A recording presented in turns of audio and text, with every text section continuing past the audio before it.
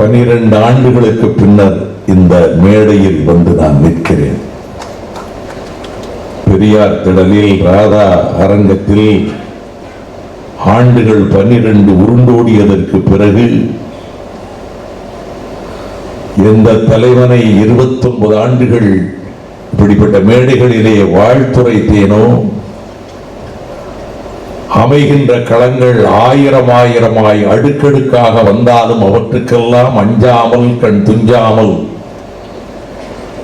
தமிழர்களின் நெஞ்சகத்தில் புகழ் மலராய் பொன்மணியாய் ஜொலித்துக் கொண்டிருக்கின்ற அஞ்சுகத்தாய் பெற்றெடுத்த அருந்தவ புதல்வர் உயிரண்ணன் டாக்டர் கலைஞர் அவர்களின் அருமை புதல்வர் சகோதரர் தளபதி ஸ்டாலின் அவர்கள் பிறந்த நாள் விழாவில் முதலாக பேசுகிறேன்.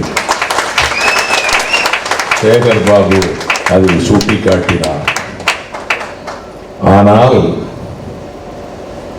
திராவிட முன்னேற்ற கழகத்தினுடைய இளைஞரணி தொடங்கப்பட்ட போது எங்கே ரத்தத்தை தாருங்கள், சுதந்திரத்தை பெற்றுத் தருகிறேன் என்று பர்மிய மண்ணிலே கர்ஜித்தாரே, வங்கத்து சிங்கம் நேதாஜி சுபாஷ் சந்திர போஸுடைய சிலை கருகிலே, ஜான்சி ராணி பூங்கா திடலிலே இளைஞரணியை தொடங்கி வைத்து அண்ணன் டாக்டர் கலைஞர் அவர்கள் அந்த நிகழ்ச்சியை தலைமையிலே உரையாற்றுகிற போது அதே மேடையிலே உரையாற்றுகிற வாய்ப்பு பெற்ற நான் இங்கே திராவிட முன்னேற்ற கழகத்தின் இளைஞரணி தொடங்கப்படுகிறது. பொருத்தமான இடம் நான்மாடக்கூடல். கடல் அலைகளென தாவி வருகிற அரபு நாட்டு குதிரைகளின் குளம்படி சத்தத்தோடு சங்க தமிழின் ஓசையும் இணைந்து வந்தது என்ற பெருமைக்குரிய மதுரை மாநகரம். இங்கே பால்மணம் மாறா பாலகனாக, ஐம்படை தாலி களத்தாதவனாக, இவனோ சிறுவன் இளைஞன், இளையன் என நகுதக்கனரே நாடுமை கூறினர் என்ற புறநானூற்று பாடல் வரிகளின்படி தேர் உருட்டோடி வந்தது. அதிலே வேலும் வாளும் தாங்கியவனாக, தோளிலே அம்பரா துணியும் வில்லும் கொண்டவனாக இருக்கின்ற அந்த சின்னஞ்சிறு இளைஞரை பார்த்து நெடுந்தேர் கொடிஞ்சி பொலிய நின்றோன் யார்கள், வாழ்கவன் கண்ணி என்ற தலையாரங்கானத்து செல்வந்த நெடுஞ்செழியனுடைய பேர்ச்சக்கரங்கள் உருண்டோடிய மண்ணில் இளைஞரணி தொடங்கப்படுகிறது. ஒரு இளைஞனை, பால்வன மாறா பாலகனை, 7 நாட்டு பகை வேந்தர்களை முறியடிக்க சென்றானே ஒரு இளைஞன், இளைஞன் கூட அல்ல, வளரும் பருவம். அந்த இடத்தை தேர்ந்தெடுத்த அண்ணன் கலைஞர் அவர்கள் இளைஞரணியை தொடங்கி இருக்கிறார்கள் என்று நான் அந்த மேடையில் உரையாற்றினேன். திருச்சியிலே நடைபெற்ற அந்த நிகழ்ச்சியில் இளைஞரணிக்கு தலைவராக, அதனுடைய செயலாளராக உயிர் சகோதரர் ஸ்டாலின் அவர்கள் அறிவிக்கப்பட்ட அந்த நிகழ்ச்சி மேடையிலே உரையாற்றியவன் நான். அது மட்டுமல்ல, திராவிட முன்னேற்ற கழக தோழர்களுக்கு தெரிவித்துக் கொள்கிறேன், அவர் இளைஞரணி பொறுப்பேற்ற பிறகு முதலாக நான் நெல்லைக்கு அழைத்து சென்றேன். நெல்லையிலே வாகையடி முனையில் பிரம்மாண்டமான கூட்டம். அதற்கு 2 தினங்களுக்கு முன்னால் அனைத்து இந்திய அண்ணா திராவிட முன்னேற்ற கழகத்தின் பொதுக்கூட்டம். அந்த கூட்டத்தில் உரையாற்றியவர்கள் அண்ணன் கலைஞர் அவர்களை கடுமையாக விமர்சித்ததோடு தளபதி ஸ்டாலின் அவர்களை மிக கடுமையாக திட்டி தீர்த்தார்கள். 2 நாள் கழித்து அதே இடத்திலே என்னுடைய பொதுக்கூட்டம். தளபதி ஸ்டாலின் அந்த மேடையிலே உரையாற்ற இருக்கிறார். நான் அந்த நிகழ்ச்சிக்கு தலைமையேற்றிருக்கிறேன். அப்பொழுது நான் பகிரங்கமாக சொன்னேன், என் தலைவனின் மகனை நான் அழைத்து வந்திருக்கிறேன், எங்கள் இயக்கத்தின் இளைஞரணி தலைவனை அழைத்து வந்திருக்கிறேன். நீ யாரா கேட்பதற்கு? 8 குதிரைகள் பூட்டிய சாரட்டு வண்டியிலே ஸ்டாலினை வைத்து கொண்டு வந்து நிறுத்துவேன் என்று சொன்னேன். அன்று அவர் பேச தொடங்கிய போது அந்த கரகரப்பான கலைஞரின் காந்த குரல்தான் ஒலிக்கிறதோ என்ற திகைப்பிலே பல பேர் வந்து கூடினார்கள். நான் தான் முதலில் திமுகவிலே நிகழ்ச்சியை நடத்தினேன். நடத்திவிட்டு 2 நாள் கழித்து வந்து அண்ணன் கலைஞரிடம் சொன்னேன், மிக பிரமாண்டமான கூட்டம், குரல் ஏறத்தாழ உங்கள் குரல் ஒலிப்பது போல ஒரு பிரமை ஏற்பட்டது எல்லோருக்கும். 1 மணி நேரம் சிறப்பாக உரையாற்றினார். நான் எல்லையற்ற மகிழ்ச்சி அடைந்தேன் என்றேன். லேசான ஒரு புன்முறுவல், எதுவுமே சொல்லவில்லை. அதன் பின்னர் 1986 இந்திய ஆதிக்கத்தை எதிர்த்து அரசியல் சட்டத்தின் 17வது பிரிவுக்கு தீர வேண்டும் என்று அந்த இந்திய எதிர்ப்பு போராட்ட களத்துக்கு அண்ணன் கலைஞர் அவர்கள் தலைவராக்கப்பட்டு அறிஞர் அண்ணா அறிவித்தாரே, அரசியல் சட்டத்தை தீர வேண்டும் என்று அண்ணன் மதுரை முத்து அவர்கள் மதுரையிலே அரசியல் சட்டத்துக்கு தீயிடப் போவதற்கு வாழ்த்து சொல்ல போகிற அண்ணன் கலைஞர் அவர்களை கைது செய்து கொண்டு போய் சிறையில் அடைத்தார்கள். அதே அரசியல் சட்டத்தை 17ஆம் பிரிவுக்கு தீயிட வேண்டும் என்று திராவிட முன்னேற்ற கழகம் முடிவெடுத்தது. சட்டமன்ற உறுப்பினர்களும் நாடாளுமன்ற உறுப்பினரும் யாராக இருந்தாலும் அரசியல் சட்டத்தை கொளுத்தலாம் என்று மாநாடு கோவையிலே இளைஞரணி மாநாடு முதல் நாள் புதுடெல்லியில் மாநிலங்களவையிலே பிரதமர் ராஜீவ்காந்தி அமர்ந்திருக்கிறார். கேள்வி நேரத்தில் மொழி குறித்த ஒரு கேள்வி வருகிறது, நட்சத்திர கேள்வி. நான் துணை கேள்வி கேட்கிறேன். அப்பொழுது பிரதமரை பார்த்து கேட்டேன், இந்த நாட்டினுடைய முதல் பிரதமர் பண்டித ஜவஹர்லால் நேரு இந்தி பேசாத மக்கள் விரும்புகிறவரை ஆங்கிலமே ஆட்சி மொழியாக நீடிக்கும், ஆங்கிலமும் நீடிக்கும் என்று சொன்னாரே, could you give constitutional guarantee, அரசியல் சட்ட உத்தரவாதம் தர முடியுமா என்று கேட்டபோது அந்த கேள்விக்கு அவர் பதில் சொல்லவில்லை. காலையிலே ஏடுகள் அதை வெளியிட்டன. நான் இரவோடு இரவாக சென்னை வந்து சேர்ந்து காலையில் புறப்பட்டு பிற்பகலிலே கோவை மாநாட்டு திடலுக்கு போய் சேர்ந்தேன். அந்த மாநாட்டில் சகோதரர் தளபதி ஸ்டாலின் அவர்கள் உரையாற்றினார். இப்பொழுது அண்ணன் தாப்பா பக்கத்திலே சேகர் பாபு உட்கார்ந்திருப்பதை போல என் பக்கத்திலே தளபதி ஸ்டாலின் அமர்ந்திருந்தார். இப்பொழுது பேசப் போகிறேன் என்று என் கரங்களை பற்றிக் கொண்டு, நீங்கள் பக்கத்தில் இருப்பது எனக்கு பெருந்த ஊக்கத்தை தருகிறது என்று பேச போனார். எனக்கு தெரிய அவர் ஆற்றிய உரைகளிலேயே என் நெஞ்சை மிகவும் கவர்ந்த உரை கோவை இந்திய எதிர்ப்பு மாநாட்டிலே அவர் ஆற்றிய உரைதான். அந்த உரையிலேதான் ஸ்பார்டாவினுடைய போர்க்களத்தை கொண்டு வந்து நிறுத்தினார். லியோனிடாஸ் தலைமையிலே 300 வீரர்கள் தெர்மாப்புலே அந்த கணவாயிலே வந்து நின்றார்களே, பாரசீக பெருமுடை செர்சஸ் தலைமையிலே 10 லட்சம் பேர் வந்த போது 300 ஸ்பார்டா வீரர்கள் லியோனிடாஸ் தலைமையில் இருந்து போராடி துரோகி ஒருவனால் பின்புறமாகவும் படைவரை நிலைமை ஏற்பட்டு அவர்கள் மடிந்தார்களே, அதை மிக உருக்கமாக ஸ்டாலின் அவர்கள் எடுத்து சொல்லிவிட்டு கடைசியாக அங்கே உள்ள கல்லறையில் ஒரு வாசகம் தீட்டப்பட்டிருக்கின்றது. இந்த வழியாக போகிற வழிபோக்கர்களே, போய் சொல்லுங்கள், ஸ்பார்டாவிலே போய் சொல்லுங்கள், உங்கள் பிள்ளைகள் தங்கள் கடமையாற்றிவிட்டு அமைதியாக தூங்கிக் கொண்டிருக்கின்றார்கள், அவர்கள் மார்பு மீது கேடயங்கள் கிடக்கின்றன என்பதை ஸ்பார்டாவிலே போய் சொல்லுங்கள் என்ற வரிகளை உணர்ச்சிகரமாக எடுத்து சொல்லி என் நெஞ்சை கவர்ந்த உரையை அண்மையில் ஒரு நாள் சந்தித்த போது தளபதி ஸ்டாலினிடம் நினைவிருக்கிறதா அந்த உரை என்று கேட்டேன்.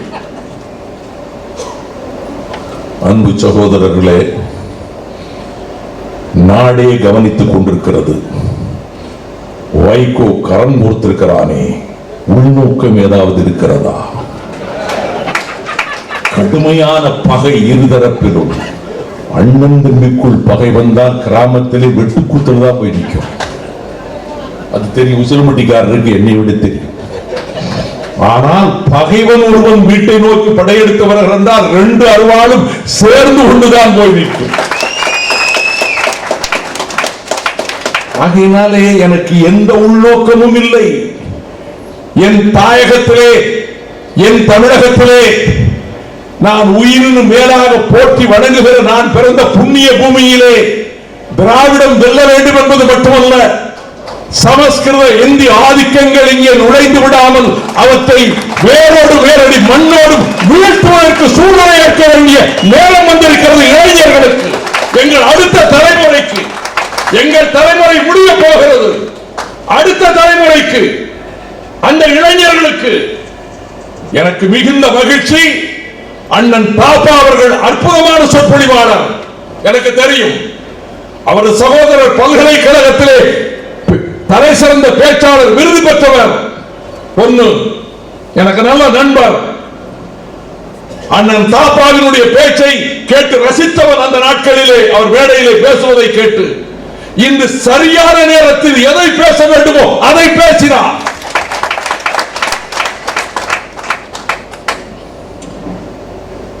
அதற்கு முன்னர் ஒன்றை சொல்லிவிடுகிறேன். நான் திராவிட முன்னேற்ற கழகத்தோடு மறுமலர்ச்சி திராவிட முன்னேற்ற கழகம் தோள் கொடுத்து அரசியல் களத்தில், தேர்தல் களத்தில் அவர்களுக்கு பக்கபலமாக நிற்பது என்று எங்கள் இயக்கத்தினுடைய உயர்நிலை குழு மாவட்ட செயலாளர் கூட்டத்தில் முடிவெடுத்த பிறகு ஒரு 2 நாள் கழித்து சகோதரர் ஸ்டாலின் அவர்களுடைய இல்லத்தில் எனக்கு சிற்றுண்டி வழங்கி, அவரும் அவரது துணைவியாரும் நேற்றைக்கு அவரும் நானும் என்ற நூலை தந்திருக்கிறாரே தங்கை துர்கா அவர்கள் இருவரும் எனக்கு தேநீர் வழங்கிய போது நான் நினைவூட்டினேன். நினைவிருக்கிறதா?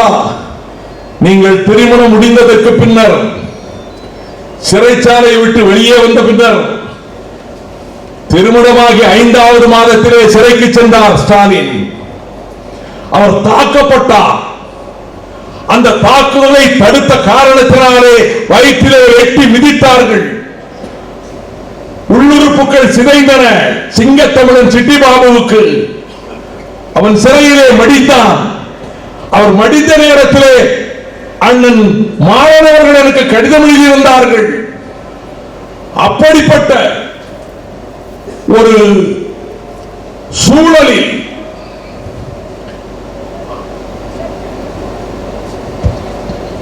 நான் நினைவூட்டினேன். என் இல்லத்துக்கு கலிங்கப்பட்டிக்கு உங்களை அழைத்து போனேன். திருமணத்துக்கு பிறகு முதலாக வருகிறீர்கள் என்று சொன்னவுடன் அந்த தங்கை சொன்னார், மறக்க முடியாது. என் தாயாரும் இருந்தார்கள். அறுசுவையான உணவு, சைவ உணவுதான் அந்த நாளிலே நான் சாப்பிட வேண்டும் என்ற நியதியை கூட நான் மாற்றிக்கொண்டு அசைவ உணவு சாப்பிட்டேன். இல்லத்திலே வந்து உணவருந்தி விட்டு போனது மட்டுமல்ல, அடுத்த சுற்றுப்பயணத்தில் என் இல்லத்து மாடியிலேயே இரவிலே தங்கி ஓய்வெடுத்தார். இவை நினைவுக்கு வர காரணம், அவர்களை தமிழ்நாட்டிலே நெல்லை மாவட்டத்திலே சுற்றுப்பயணத்துக்கு அழைத்து போனேன். 4 நாட்கள் சுற்றுப்பயணம். திராவிட இயக்கத்தின் 2 கண்களே, கழகத்தின் தூண்களே என்று சோரட்டி ஊட்டி இருந்தார்கள். நான் 4 நாட்களும் அன்பில் பொய்யாமொழி காரோட்டி கொண்டு வந்தார். நானும் சகோதரர் தளபதி ஸ்டாலின் அவர்களும் தொடர்ந்து பிரயாணம் செய்தோம். குற்றாலத்திலே தங்கியிருந்தார். நானும் உடன் தங்கியிருந்தேன். ஒவ்வொரு கூட்டத்திலும் நான் 10 நிமிடத்துக்கு மேல் பேசவில்லை. முழுமையாக அவரை பேச சொன்னேன். எல்லா கூட்டத்திலும் 10 நிமிடம், அதிகபட்சம் 15 நிமிடம். நீங்கள் 3/4 மணி நேரம், 1 மணி நேரம் பேசுங்கள். நான் ஒரு அடிமட்ட தொண்டனாக திராவிட முன்னேற்ற கழகத்தில் வட்ட பிரதிநிதியாக சங்கரங்கோயில் வட்டத்தின் கலிங்கப்பட்டி வட்ட பிரதிநிதியாக கல்லூரி மாணவனாக இருந்த பொழுது திராவிட முன்னேற்ற கழகத்தில், அதன் பிறகு பொதுக்குழு உறுப்பினராகி செயற்குழு உறுப்பினராகி நான் படிப்படியாக கொடி கட்டி குழி நட்டு அந்த குழியிலே கம்பத்தை ஒன்று மேடை போட்டு கூட்டம் நடத்தி பேச்சாளரை கட்டிலில் படுக்க வைத்து கீழே தரையிலே நான் படுத்து கிடந்து அப்படி நிகழ்ச்சியிலே வளர்ந்து வந்தவன். அந்த சூழலில் அந்த விதத்தில் அந்த நிகழ்ச்சிகளை நடத்தி கொண்டிருந்த கூட்டங்களிலே கொண்டு போய் நிறுத்துகின்ற உணர்வு பெற்ற நான் முடிவெடுத்ததற்கு பிறகு கலைஞருடைய இல்லத்துக்கு ஸ்டாலின் அவர்களும் நானும் செல்கிறோம். 2 பேர் மட்டும் போனோம். அன்றைக்கு யாரும் உடன் வரவில்லை. அப்பொழுது தலைவரிடத்தில் செவியோரத்திலே சென்று தளபதி ஸ்டாலின் சொன்னார், அண்ணன் வைகோ நம்மோடு கூட்டணி சேருவது என்று கட்சியிலே முடிவெடுத்து விட்டார் முந்தா நாள் என்று சொன்னவுடன் புன்னகை பூத்தார் கலைஞர். இது உண்மையில் நடந்தது. நான் உடனே செவியோரத்தில் போய் சொன்னேன், உங்கள் மீது துரும்பு தூசு கூட படாதவாறு 29 ஆண்டுகள் உங்களுக்கு எப்படி அரணாக இருந்தீனோ அதை போல என் சகோதரன் தளபதி ஸ்டாலினுக்கு பக்கபலமாக இருப்பேன். எந்த உள்நோக்கத்திலும் ஏதாவது ஒரு பதவியிலே, ஏதாவது ஒரு நாற்காலில், ஏதாவது ஒரு அரங்கத்தில், ஏதாவது ஒரு மன்றத்தில் அமர்ந்து விடலாம் என்று திட்டமிட்டுக் கொண்டு வரவில்லை. நான் பிறவியிலே போராடி லட்சியங்களுக்காக வாழ்கின்றவன். இன்றைக்கு தமிழகம் நாசமாகி கொண்டிருக்கிறது. இதை தடுக்க வேண்டும் என்றால் திராவிட முன்னேற்ற கழகம் ஆட்சிபீடத்துக்கு வர வேண்டும். அதற்கு ஆயத்தப்பட வேண்டும். அந்த ஒரே இலக்கோடு வந்திருக்கக்கூடிய உணர்வில் தளபதி ஸ்டாலின் அந்த பொறுப்புக்கு வர வேண்டும் என்று நினைத்துக் கொண்டிருக்கிற நான் திமுக தோழர்களுக்கு சொல்லுகிறேன், அண்ணன் கலைஞர் அவர்கள் மீது துரும்புபட நான் அனுமதித்ததில்லை. 29 ஆண்டுகள் அவர் பெயர் மீது கூட துரும்புபட நான் அனுமதித்ததில்லை. மதுரையிலிருந்து புறப்படுகிறார். சான்றோரும் உண்டுகொள், சான்றோரும் உண்டுகொள், பெண்டிரும் உண்டுகொள், பெண்டிரும் உண்டுகொள், வைவாளில் தப்பிய மன்னவன் கூடலில் தெய்வமும் உண்டுகொள், தெய்வமும் உண்டுகொள் என்ற கண்ணகி பெருந்தேவி நீதி கேட்ட மதுரை மாநகரத்திலே இருந்து மாசி மாதத்தில் அறுபடை வீடுகளில் ஒன்றாகிய திருச்சி எனப்படுகின்ற திருச்செந்தூர் கோயிலிலே ஆலய அதிகாரி சுப்பிரமணிய பிள்ளை கொலை செய்யப்பட்டார். இந்த கொலைக்கு நீதி வேண்டும் என்று அண்ணன் டாக்டர் கலைஞர் அவர்கள் மதுரை வீதியிலே இருந்து புறப்பட்டார். பல்லாயிரக்கணக்கான தோழர்களோடு கால்கள் கொப்பளமாக, பாதங்கள் புண்ணாக நீதி கேட்டு நெடும்பயணம் பல்லாயிரக்கணக்கான திமுக தோழர்கள். அவர் புறப்பட்டு போன பிறகு அண்ணா திராவிட முன்னேற்ற கழகத்தின் சார்பில் பெயர் போடாமல், அச்சகத்தின் பெயர் போடாமல் அவரை இழிவுபடுத்திய சுவரொட்டிகள் போகிற வழியெல்லாம் சுவர்களில் ஒட்டப்பட்டு விட்டன போலீஸ் பாதுகாப்போடு. அப்பொழுது சாத்தூரை தாண்டி நான் போராட்ட களங்களிலேயே வளர்ந்து வந்தவன். பெரும் பழிகளை என் வாழ்விலே தாங்கிக் கொண்டவன். என் நேர்மை ஒன்றுதான் என் கவசம். கர்ணன் கவசத்தை இழந்திருக்கலாம், வைகோவின் நேர்மை கவசத்தை எவரும் உடைக்க முடியாது. ஆனால் 1000 ஈட்டிகள் பாய்ந்திருக்கின்றன. அனைத்தையும் மறந்துவிட்டு நிற்கிறேன். அனைத்தையும் மறந்துவிட்டு எந்த இயக்கத்தில் 29 ஆண்டுகள் பாடுபட்டேனோ, எந்த இயக்கத்துக்காக 24 முறை சிறை சென்றேனோ, எந்த இயக்கத்தின் கொள்கைக்காக மக்கள் மன்றத்திலும் நாடாளுமன்றத்திலும் கிராமத்திலும் முழங்கினேனோ, அந்த இயக்கத்தை பாதுகாப்பது என் வாழ்நாளிலே மீதம் இருக்க காலத்தில் என்னோடு இருக்கிற தொண்டர்கள், என்னோடு இருக்கிற சகோதரர்கள், என்னுடைய சகாக்கள், லட்சியவாதிகள். நாங்கள் எண்ணிக்கையிலே பெரும்பான்மை இல்லை, எங்களுக்கு பெரிய ஓட்டு வங்கி இல்லை. ஆனால் ஸ்பார்ட்டாவின் வீரர்களை போன்றவர்கள் எங்கள் தோழர்கள். நாங்கள் ஒரு முடிவெடுத்தோம். தமிழகத்தின் திராவிட இயக்கத்தை அழிப்பதற்கு, திமுகவை அழிப்பதற்கு வஞ்சக எண்ணத்தோடு மோடியின் கூட்டம், சங் பரிவார் கூட்டம், இந்துத்துவ கூட்டம் முயன்று கொண்டிருக்கிறது. தியாகத்தால், கண்ணீரால், ரத்த துளிகளால் வளர்க்கப்பட்ட இயக்கம்.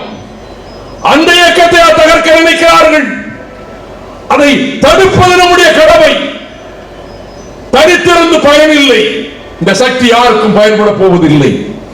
அணி அமைப்பது வீண் வேலை மட்டுமல்ல, அது எந்த நோக்கத்துக்காக யாரும் வரக்கூடாது என்று தடுக்கிறோமோ அந்த நோக்கத்தை சிதைக்கிற வேலை.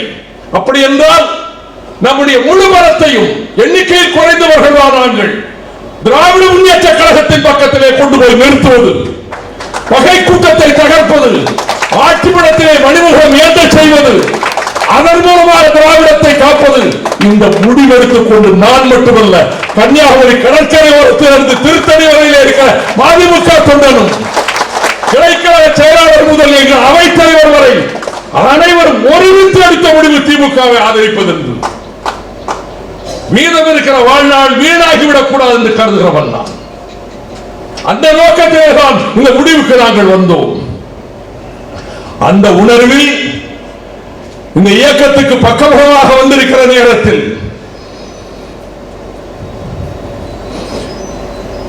மிகப்பெரிய கேடு செய்வதற்கு வடபுலம் தயாராகிவிட்டது.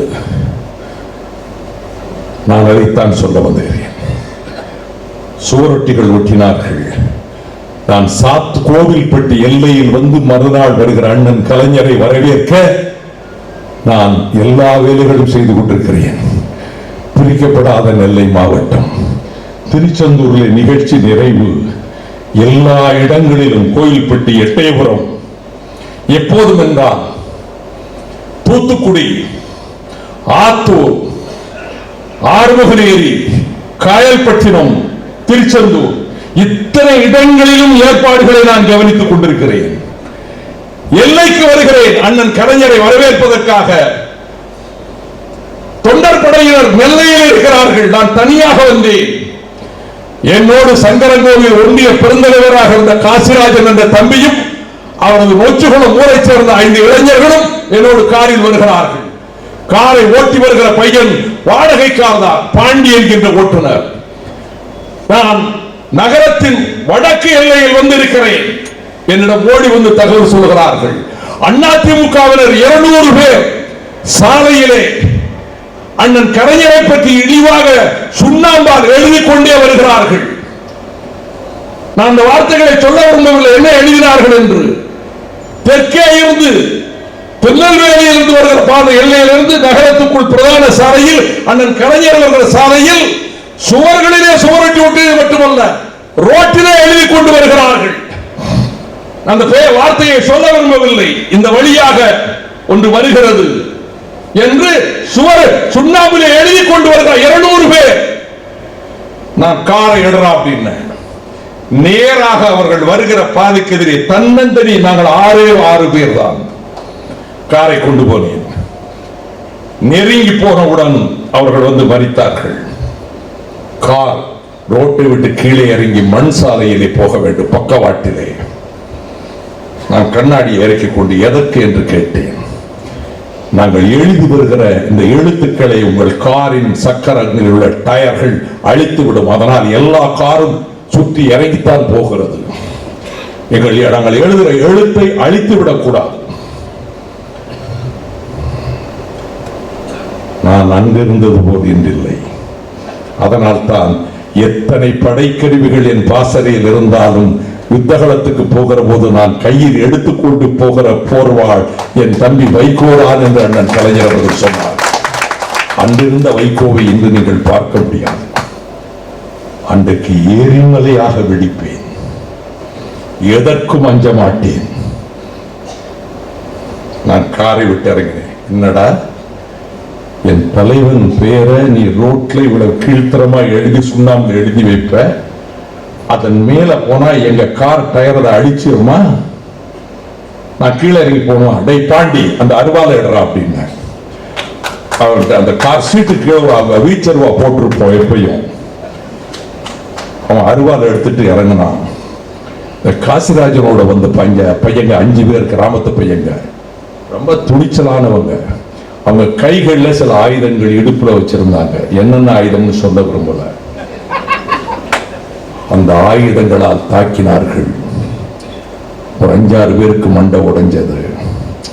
200 பேரும் இருந்த இடம் தெரியாமல் ஓடினார்கள்.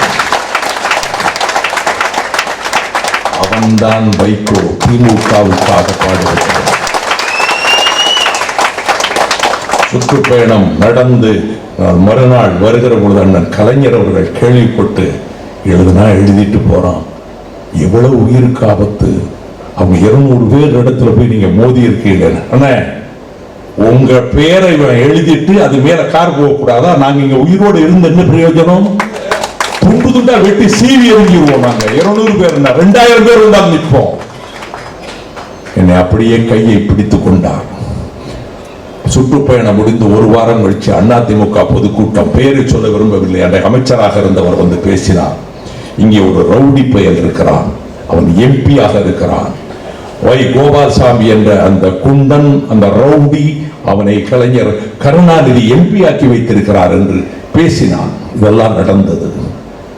இவையெல்லாம் கடந்து போன சம்பவங்கள் மட்டுமல்ல, அவர் உடம்பு மீது மட்டுமல்ல, கலைஞர் என்ற பெயர் மீது கூட ஒரு துரும்பு விடுவதற்கு அனுமதிக்காதவன் என்பதை நீங்கள் தெரிந்து கொள்ள வேண்டும். ஐஐடி நிறுவனத்திலே சமஸ்கிருதத்திலே பாடுவீர்களா? எங்கள் தாயகத்தில் எங்கள் தமிழ் மொழி தலைத்து செலுத்த எங்கள் மண்ணில் இந்தி எதிர்த்து ரத்தம் சிந்தியவர்கள் மண்ணில் மறைமலை அடிகளாரும் சோமசுந்தர பாரதியாரும் தந்தை பெரியார் அவர் இறை நம்பிக்கை இல்லாதவர். ஆனால் அத்தனை இந்திய எதிர்ப்பு கூட்டங்களிலும் மறைமலடிகள் தலைமையில் தான் பெரியாரும் அண்ணாவும் பேசினார்கள். கடவுள் நம்பிக்கை கொண்ட மறைமலடியாடு புத்தகத்தை மேற்கோள் காட்டித்தான் பெரியார் பேசினார். காசு பிள்ளை, பெரியார், மடவை திருமலைசாமி, அத்தனை அறிஞர்கள் மட்டுமல்ல, அஞ்சானஞ்சன் பட்டுக்கோட்டை அழகிரிசாமி படையெடுத்து நடந்து வர தியாகம் செய்து இந்தி ஆதிக்கத்தை தகர்ப்பதற்கு தாளமுத்து நடராஜன் களபலியாக,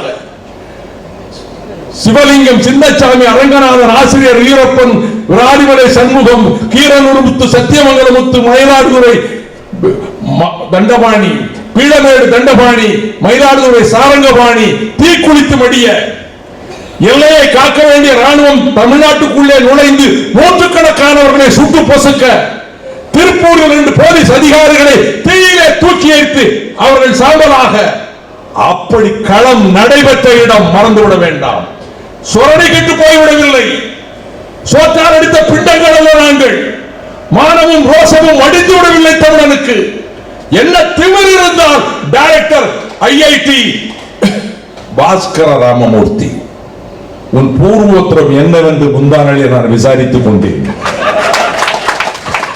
எங்க நாட்டில் சிங்கங்கள் உலவிய காட்டில் சிறுநரிகள் ஊளையிடுவதை போல எங்கள் விருப்பம், மாணவர்கள் விருப்பம். தமிழ்த்தாய் வாழ்த்து பாட வேண்டும் என்ற அவசியம் கிடையாது. மாணவர்கள் விரும்பி பாடினார்கள்.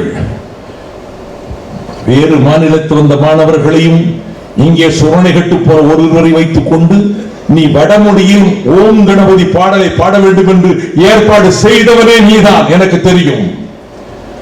மானங்கட்ட மந்திரிமார்கள், மத்திய மந்திரிமார்கள் இது தமிழ்நாடு என்பதை மறந்துவிட்டு ஓம் கணபதி பாடலுக்கு எழுந்து நின்றார்கள்.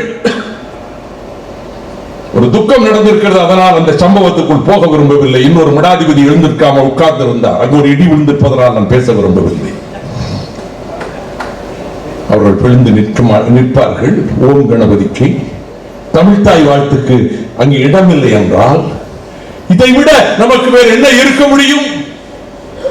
பல்லுயிரும் பல்லுலகும் படைத்தொழித்து துடைக்குமோர் எல்லையறு பரம்பரும் இருந்தபடி இருப்பது போல் கன்னடமும் கலிதலுக்கும் கவின்மலையாளமும் துணுவும் உன் உதிரத்தை உயிர்த்தெழுந்து ஒன்றுவன ஆகியது போல் ஆரியம் போல் வழக்கு உலக வழக்கு அழிந்து ஒளிந்து சிதையா நின் சீரிடமை திறம்பி என்று செயல் மறந்து வாழ்த்துதுமே என்று பாடினார் மனோன்மணியம் சுந்தரம் பிள்ளை. அங்கே இங்கே வந்து நீ சமஸ்கிருதத்திலே பாடம், அனைத்து இடங்களிலும் வானொலியிலே இந்தி, அனைத்து துறைகளிலும் இந்தி. அப்ப 100 ஆண்டு கால போராட்டம், திராவிட இயக்கத்தின் போராட்டம் வீழ்ந்தாரா? செங்குருதி சாக்கடையாய் போகும்போது, சிறுபுரி வெள்ளாடாக மாறும் போது, தங்கரகை பித்தளையாய் கருக்கும் போது தமிழ் மட்டும் தமிழாக இருப்பது தூங்குகிற தமிழ் மகனே தூங்கு தூங்கு, கருத்தருந்து சாகும் வரை நீ விழிக்க வேண்டாம்.